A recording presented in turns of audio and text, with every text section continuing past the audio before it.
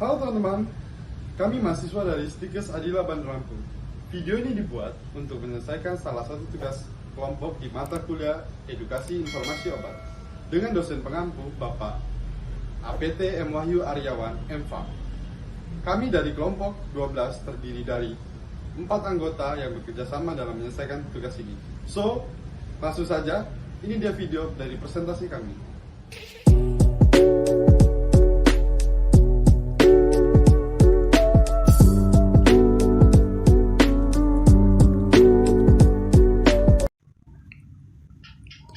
Baiklah, di sini saya akan menjelaskan apa yang dimaksud dengan rokok.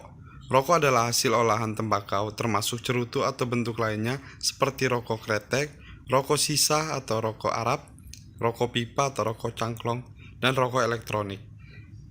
Apa itu rokok elektronik?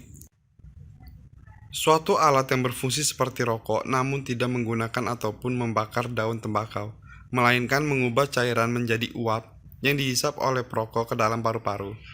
Rokok elektronik umumnya mengandung nikotin, zat kimia lain, serta perasa atau flavor yang bersifat toksik dan beracun. Di pasaran rokok ini dikenal dengan sebutan vape, vapor, vaporizer, dan lain-lain. Kandungan dalam satu batang rokok itu sangat banyak mengandung zat kimia, di mana dalam kandungannya terdiri dari 4.000 jenis senyawa kimia, 400 zat berbahaya, 43 zat penyebab kanker karisnogenik, salah satunya karbon monoksida, CO2, CO. Salah satu gas yang beracun menurunkan kadar oksigen dalam darah sehingga dapat menurunkan konsentrasi dan timbulnya penyakit berbahaya. TAR, zat berbahaya yaitu penyebab kanker karisnogenik dan berbagai penyakit lainnya. Nikotin, zat berbahaya penyebab adiksi atau kecanduan. Bahaya rokok elektronik karena mengandung propilen glikol yang dapat mengiritasi paru-paru, mata, gangguan saluran pernapasan seperti asma, sesak nafas, obstruksi paru. Nikotin, efek candu yang memicu depresi dan lain-lain. Perisdiacetil yaitu penyakit paru obstruktif kronis, zat karisnogenik yaitu sebagai penyebab kanker. Akibat asap rokok yang dihisap bagi perokok ataupun yang tidak merokok, dapat timbul gangguan kesehatan seperti pada slide di bawah ini. Salah satunya kanker paru-paru, tukak lambung, dan lain-lain. Faktor yang mendorong untuk merokok yaitu mengusir rasa sepi, jenuh, galau, rasa ingin tahu, rasa ingin mencoba-coba, rasa ingin tampil maco, dan lain-lain. Cara menghindari pengaruh untuk merokok itu, hindari berkumpul dengan teman-teman yang sedang merokok. Yakinlah bahwa rokok bukan satu-satunya sarana pergaulan. Jangan malu mengatakan bahwa diri kita bukan perokok. Perbanyak mencari informasi tentang bahaya rokok. Hindari sesuatu yang terkait tentang ingin tahu, rasa ingin mencoba-coba, rasa ingin tampil maco, dan lain-lain. Cara menghindari pengaruh untuk merokok itu, hindari berkumpul dengan teman-teman yang sedang merokok. Yakinlah bahwa rokok bukan satu-satunya sarana pergaulan. Jangan malu mengatakan bahwa diri kita bukan perokok. Perbanyak mencari informasi tentang bahaya rokok. Hindari sesuatu yang terkait tentang rokok. Lakukan hal-hal positif lainnya seperti olahraga, membaca, atau hobi lainnya yang menyehatkan. Apa yang membuat sulit berhenti merokok? Pada siklus adiksi nikotin ini akan saya jelaskan. Ketika seseorang telah kecanduan rokok, nikotin yang terkandung dalam tembakau merangsang otak untuk melepaskan zat yang memberi rasa nyaman, yaitu dopamin. Seorang pecandu saat tidak merokok mengalami gejala putus nikotin seperti rasa tidak nyaman, sulit konsentrasi, mudah marah. Untuk mempertahankan rasa nyaman, timbul dorongan untuk merokok kembali. Inilah awal dari proses kecanduan. Manfaat berhenti merokok bagi diri kita. 20 menit kita berhenti merokok, tekanan darah, denyut nadi, dan aliran darah tepi membaik, dan seterusnya. Apabila kita melakukan progres untuk berhenti merokok, bahkan sampai 10 tahun, risiko kanker paru-paru berkurang setengahnya. Cara dan langkah berhenti merokok. yaitu dengan cara penundaan. Menunda saat menghisap rokok pertama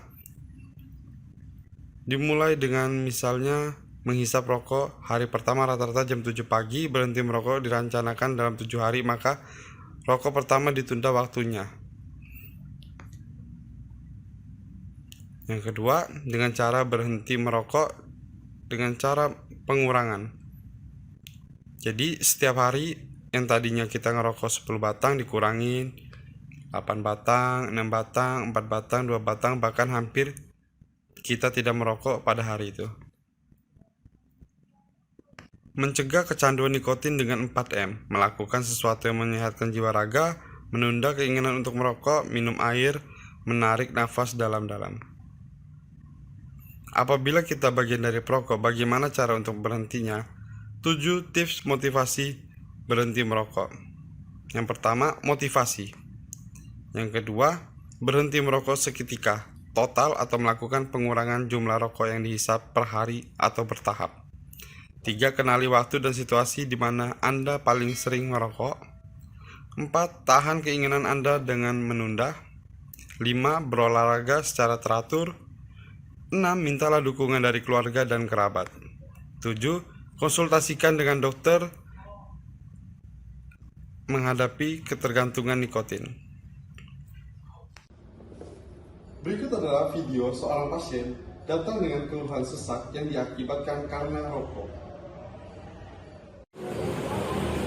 Baik Pak Tami, ini resep yang diberikan oleh Dr. Ferdi pada Anda hari ini. Obat ini adalah obat batuk yang mempunyai komposisi untuk meningkatkan dahak Pak Hatami. Sebelum saya tanyakan Pak Hatami, ada merokok tidak Pak Hatami? Iya. Merokok aktif Pak? Iya. Satu hari habis berapa bungkus Pak? Satu bungkus. Iya Pak. Kalau saya mau beritahukan sedikit mengenai penjelasan mengenai bahaya rokok ini Pak, Bapak kan selama ini kan mengkonsumsi obat-obat ekspektoran yang tujuannya adalah untuk mengecerkan dahak Bapak sehingga dahak bisa dikeluarkan. Pada dasarnya obat yang diberikannya hanya simptomatis saja Pak untuk mengeluarkan dahak, dan perlu Bapak ketahui bahwa bahaya daripada yang Bapak lakukan saat ini, merokok itu mempercepat proses penyakit Bapak terjadi. Karena itu Dokter Ferdi kadang-kadang memberikan Anda golongan obat penghilang rasa sesak karena ditimbulkan dari reaksi yang Anda timbulkan merokok tadi. Jadi Pak Hatami, saya anjurkan untuk mengurangi gejala dari batuk yang Anda terima. Saya cuma berpesan satu pada Pak Hatami, coba untuk rokoknya dikurangin ya, kalau bisa dihilangkan. Sekarang Pak Hatami merokok udah berapa lama Pak Hatami? Dari 20 tahun berarti iya. Sekarang 35 artinya udah 15 tahunan ya. Ya. Sebenarnya rokok sendiri tidak hanya mempengaruhi pernapasan Pak Hatami. Karena zat nikotin yang terendap itu akan diendapkan di saluran nafas sehingga menyebabkan akumulasi Pak. Terakumulasinya itu menyebabkan banyak penyakit, bisa menjadi penyakit degeneratif berupa jantung ya, karena tidak elastis pembuluh darah, kemudian bisa jadi pembuat tersumbat, kemudian ada lagi yang bisa menyebabkan kita mengalami kegangguan pada sistem reproduksi Pak Hatami sendiri. Seperti saya ketahui Pak Hatami sudah sering mengkonsumsi obat ini, tapi kalau misalnya Pak Hatami tidak hilangkan penyebab utamanya, bisa jadi faktor predeposisi Pak Hatami batuk dan sesak napas ini adalah dari rokok itu. Iya benar Pak Hatami. Jadi rokok itu sendiri tidak bisa kita katakan hal yang biasa untuk anak-anak sekarang, atau kalau tidak merokok lidahnya pahit. Tapi kita bayangkan saat karbon oksida atau asam rokok masuk dalam tubuh, itu akan banyak menyebar dan menyebabkan banyak hal. Misalnya dia termasuk penyebab karsinogenik Pak. Jadi orang cenderung merokok itu akan cenderung bisa lebih besar resiko terkena kanker, terutama saluran nafas, dibanding orang tidak merokok. Baiklah, sekian presentasi dari kelompok kami tentang bahaya merokok. Semoga bermanfaat. Terima kasih.